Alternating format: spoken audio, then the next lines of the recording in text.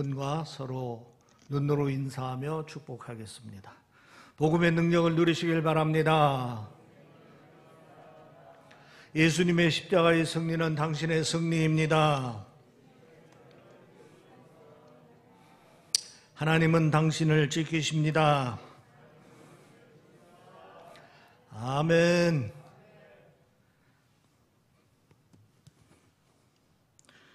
제가 마스크를 벗고 말씀을 증거하겠습니다.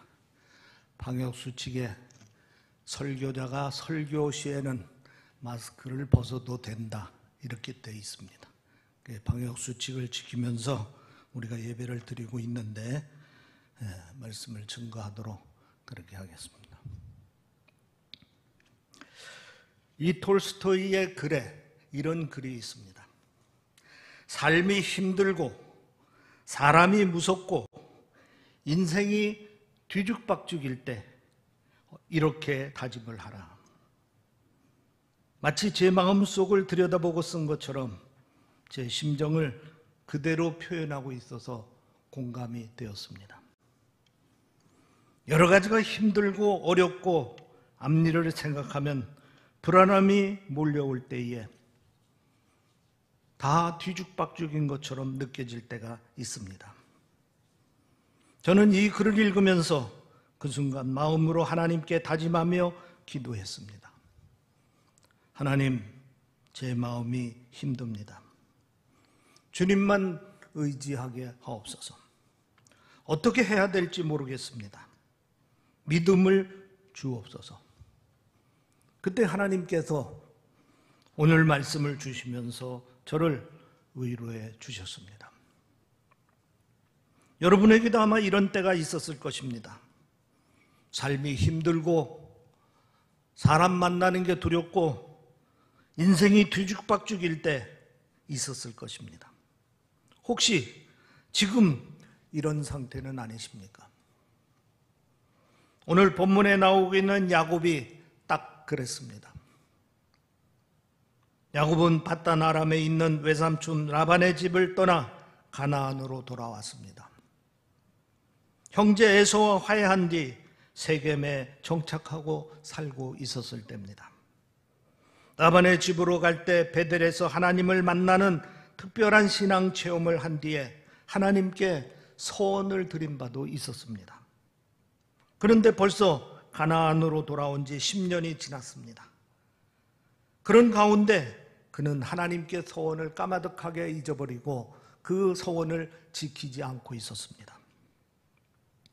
그러던 중에 외동딸 디나가 야곱 가족들이 정착해 살고 있던 지역의 젊은 추장 세겜에게 강간을 당하는 일이 생겼습니다. 큰 충격에 빠질 수밖에 없었습니다. 세겜이 자기 아버지와 함께 찾아와서 청혼을 합니다. 야곱은 어떻게 해야 될지 정말 심각하게 고민할 수밖에 없었습니다. 딸이 이방인에게 강간을 당했고 또 결혼을 하겠다고 그러니 이 문제를 어떻게 풀어야 될지 혼란스러웠습니다. 그런데 아들들이 야곱에게 알리지 아니하고 복수를 한 것입니다.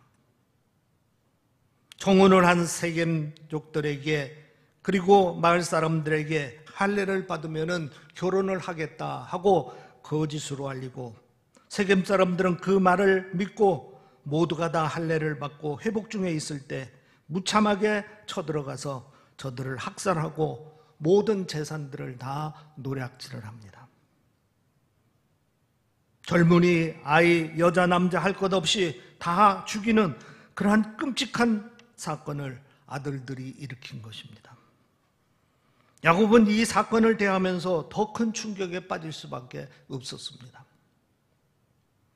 딸은 이방족에게 강간을 당했고 아들들은 복수를 하겠다고 그 세겜족을 쫓아가서 다 말살시켜버리는 그러한 끔찍한 잔인한 일을 저질러 놨으니 이 야곱이 이 문제를 어떻게 수습해야 될까 깜깜했던 것입니다. 자, 이런 상황에서 야곱의 마음은 어떻겠습니까? 가나안에 들어와 소원 갚는 일을 차일피일 미루는 가운데 10년 세월이 흘렸습니다. 그동안 마음의 한구석에서는 늘 영적인 불안함이 있었습니다.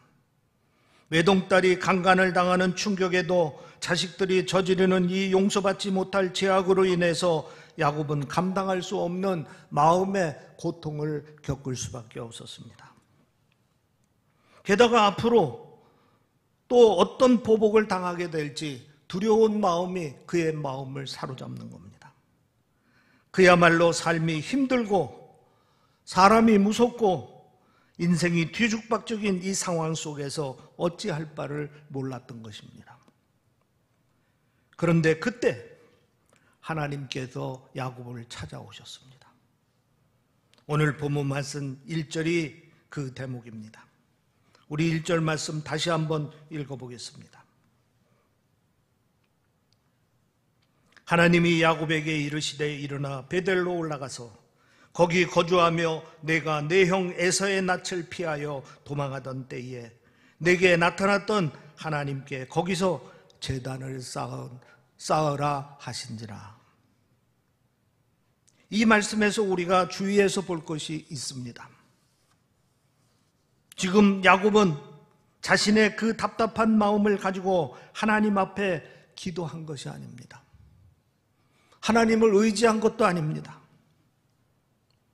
그런데 하나님께서 야곱을 찾아오셨다는 사실인 것입니다. 그동안 하나님은 야곱의 삶을 계속해서 지켜보고 계셨던 것입니다.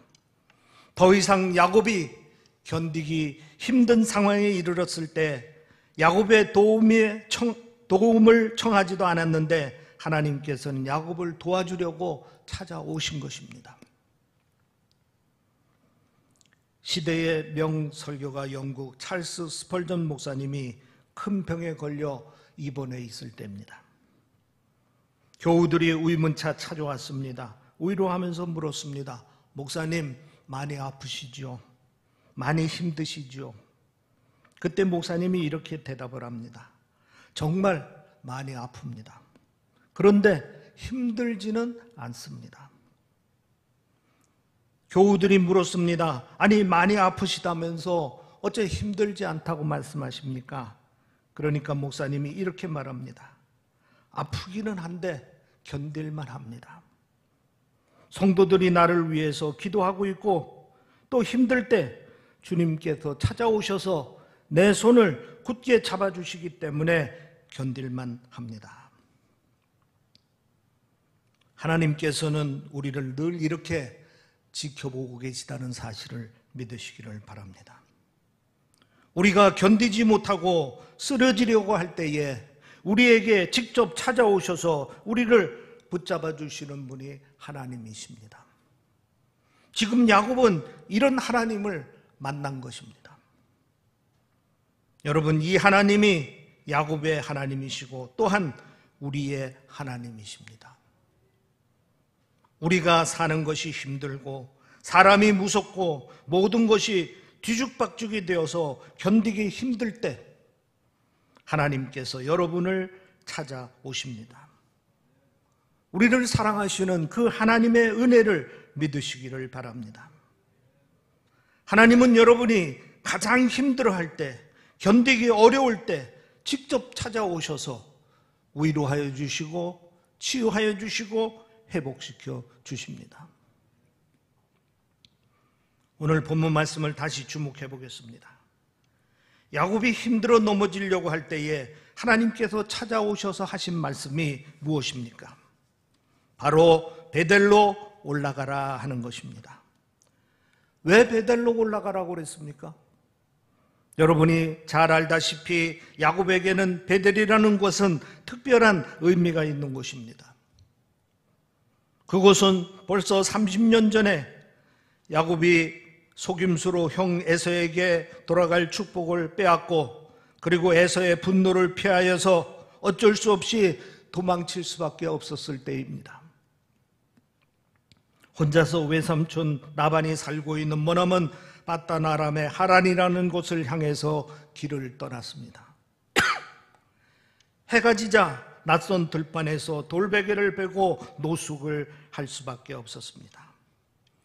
형 에서가 추격해오는 것이 추격해올까 두려운 마음으로, 그 먼 길을 무사히 갈 수 있을까 하는 그러한 불안한 마음으로, 또 외삼촌 라반이 자기를 반갑게 맞아주기나 할까 하는 그런 걱정하는 마음으로 잠을 청하고 있습니다.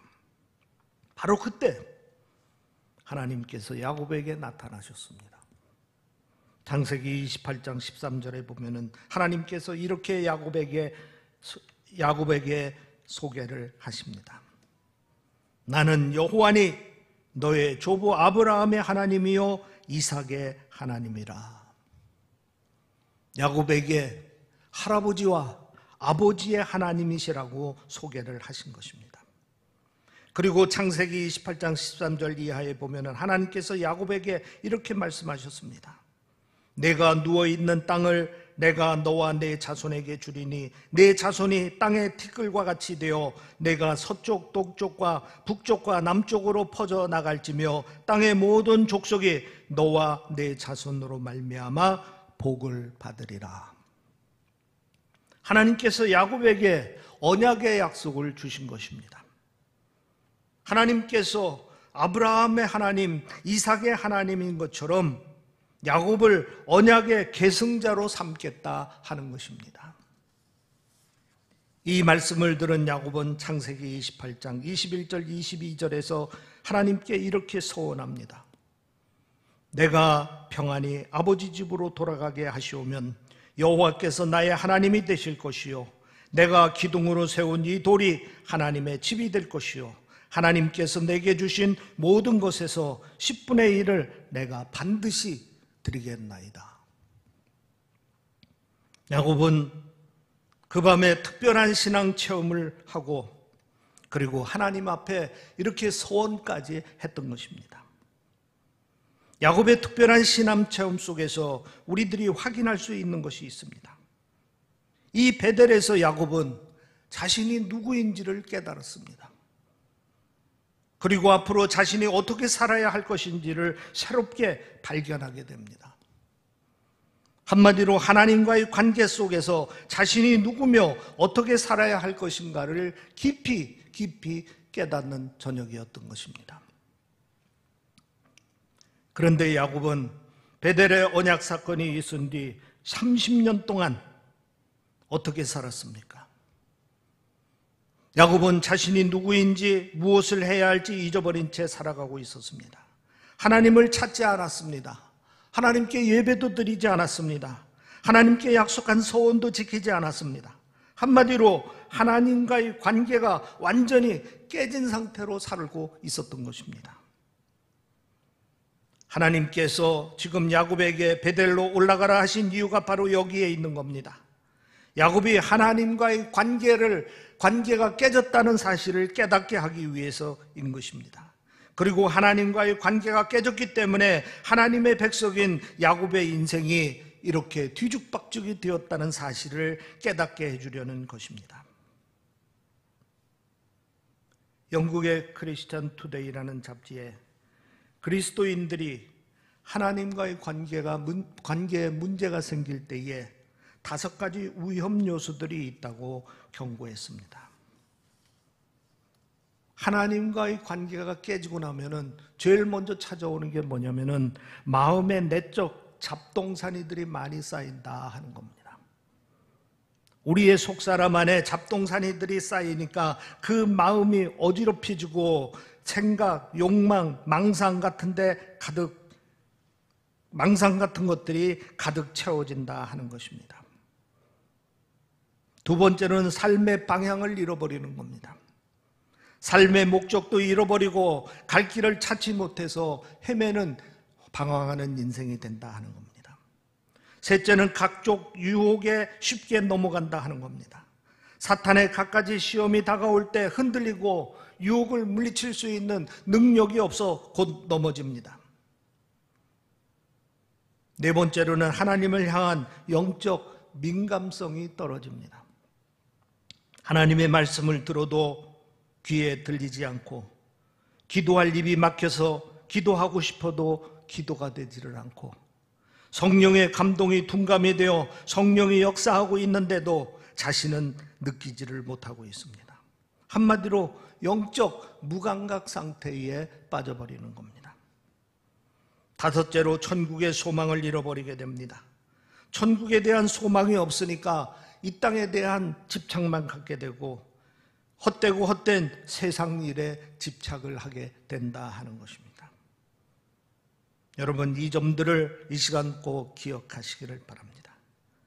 내가 하나님과의 관계가 깨어지면은 마음에 잡동사니들이 많이 들어와 가지고 번민하게 되고 고민하게 되고 방황하게 되고 하나님의 은혜를 깨닫지를 못하고 영적으로 무감각 상태에 빠져버리고 또 삶의 방향을 잃어버리고 이렇게도 못하고 저렇게도 못하고 흔들리는 생활 속에 살 수밖에 없고 천국의 소망을 잃어버리니 세상에 집착해서 헛되고 헛된 삶을 살게 된다 하는 것입니다. 우리 그리스도인들에게 하나님과의 관계에 문제가 생기면 이런 위험 요소들이 있다는 사실을 우리는 이 시간 깨달아야 될 줄 믿습니다. 그리고 이런 위험 요소가 하나님의 백성으로서의 우리의 삶을 망가뜨리게 되는 것입니다. 저는 도미노 현상을 생각해 볼 때 맨 앞에 도미노가 쓰러지면은 그 뒤에 도미노들이 차례로 쓰러집니다. 믿음의 생활도 마찬가지입니다. 맨 앞에 있는 하나님과의 관계의 도미노가 쓰러지면은 그 뒤에 있는 인생의 갖가지 도미노가 다 쓰러지게 되어 있습니다. 그래서 맨 앞에 있는 하나님과의 관계를 바르게 세우는 것이 중요합니다. 여러분, 인생이 뒤죽박죽일 때, 뜻하지 않는 일로 혼란이 올 때 먼저 하나님과의 관계를 살펴보시기 바랍니다. 그리고 그 하나님과의 관계를 바로 세우는 일에서부터 새롭게 시작하시기를 바랍니다. 오늘 본문에 하나님이 야곱에게 베델로 올라가라 명하신 것은 야곱에게 하나님과의 관계를 회복하라는 명령입니다. 야곱이 베델에 가서 자기가 누구이고 어떻게 살아야 할 것인가를 재발견하도록 명령을 하신 것입니다. 야곱은 베델로 올라가라는 하나님의 명령을 받고 순종했습니다. 자기가 있어야 될 곳이 세겜이 아니고 베델이라는 사실을 깨닫고 온 가족을 데리고 이제 베델로 이주를 합니다. 지금 겪고 있는 여러 가지 문제들을 해결하려던 모든 시도를 중단하고 그는 베델로 이주를 합니다. 자기가 살 길이 베델에 있다는 사실을 깨닫고 베델로 올라간 것입니다. 야곱은 자기 인생의 근원적인 문제는 하나님과의 관계가 깨진 것이라는 사실을 깨달았습니다. 그리고 이 하나님과의 관계 회복이 가장 시급한 일이라는 사실을 깨달았습니다. 그래서 베델로 올라간 것입니다. 하나님과의 관계를 회복하기 위해서 새롭게 시작을 했습니다. 그러면은 야곱이 베델에 올라가서 한 일이 뭡니까? 한마디로 말해서 30년 전에 하나님 앞에 서원했던 일들을 다시 기억하면서 그 서원을 갚기로 시작했던 것입니다. 우선 야곱이 베델에서 제일 먼저 한 일은 예배를 회복한 겁니다. 오늘 본문 7절을 읽어보겠습니다. 같이 읽어보겠습니다. 그가 거기서 제단을 쌓고 그가 그곳을 엘베델이라 불렀으니 이는 그의 형의 낯을 피할 때에 하나님이 거기서 그에게 나타나셨음이더라. 야곱이 가족들과 함께 베델에서 예배를 드렸다 하는 겁니다. 그리고 베델의 하나님이라고 불렀다 하는 겁니다. 이렇게 야곱은 가족들과 함께 베델로 올라가 하나님께 예배를 드렸습니다. 그동안 중단되었던 예배를 다시 시작한 것입니다. 그래서 하나님과의 관계가 회복되기를 시작했던 것입니다. 사실 하나님과의 관계의 문제는 예배에서부터 시작됩니다. 예배를 제대로 드리지 못하게 되면 하나님과의 관계에 금이 가기 시작합니다. 예배를 드린다고 예배 자리에 나와 있지만은 영으로 진리로 예배를 드리지 못하는 사람은 하나님과의 관계가 건강할 수가 없습니다. 그리고 이런저런 핑계로 예배를 건너뛰거나 중단하게 되면은 하나님과의 관계가 깨져버리고 맙니다.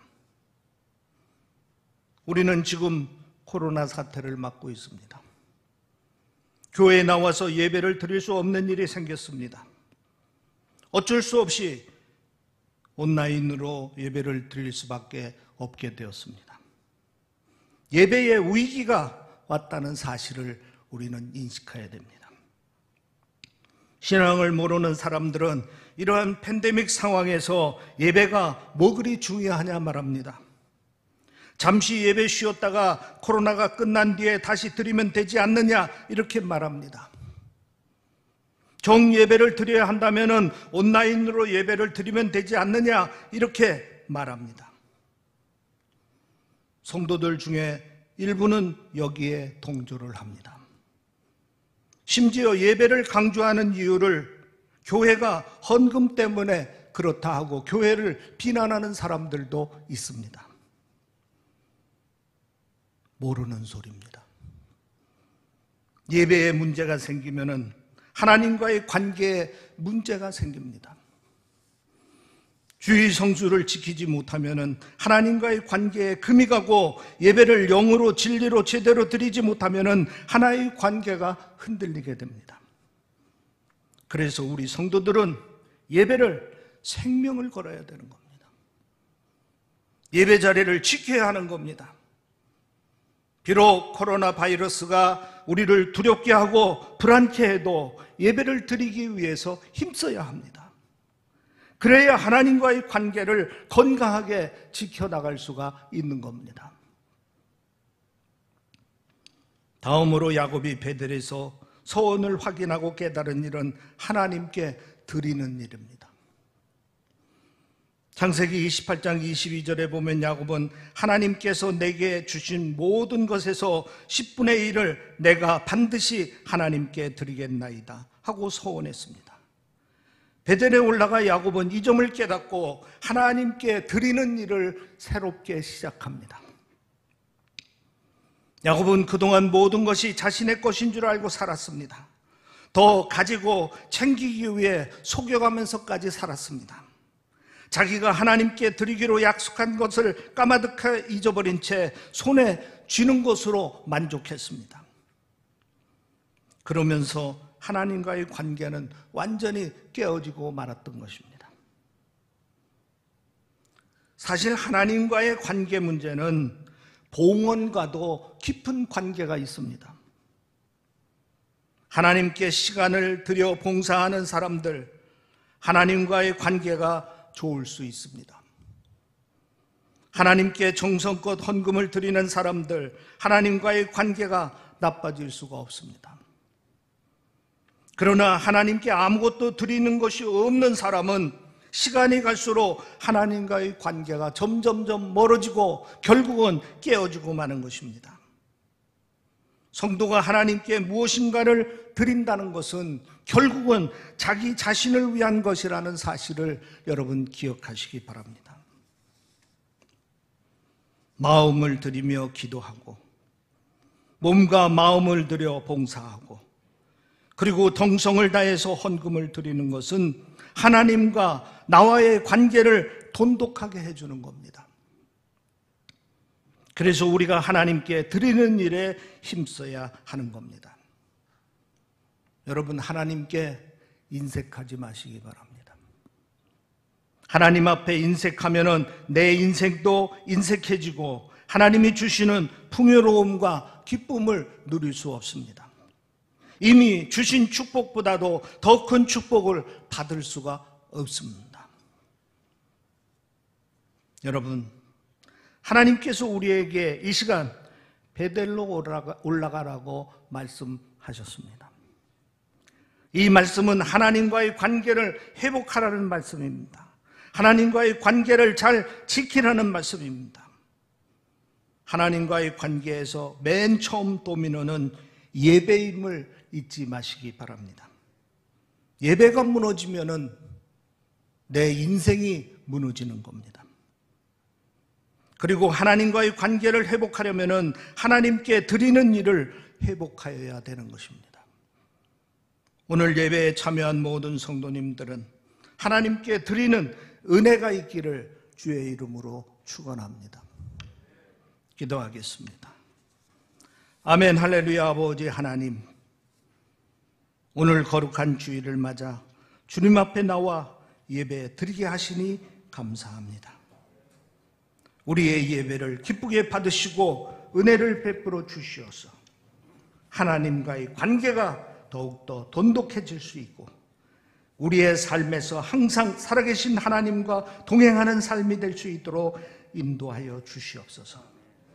어떤 환난과 근심과 걱정이 우리를 사로잡는다 하더라도 주를 바라보면서 하나님을 의지하면서 승리해 갈 수 있도록 인도하여 주시옵소서.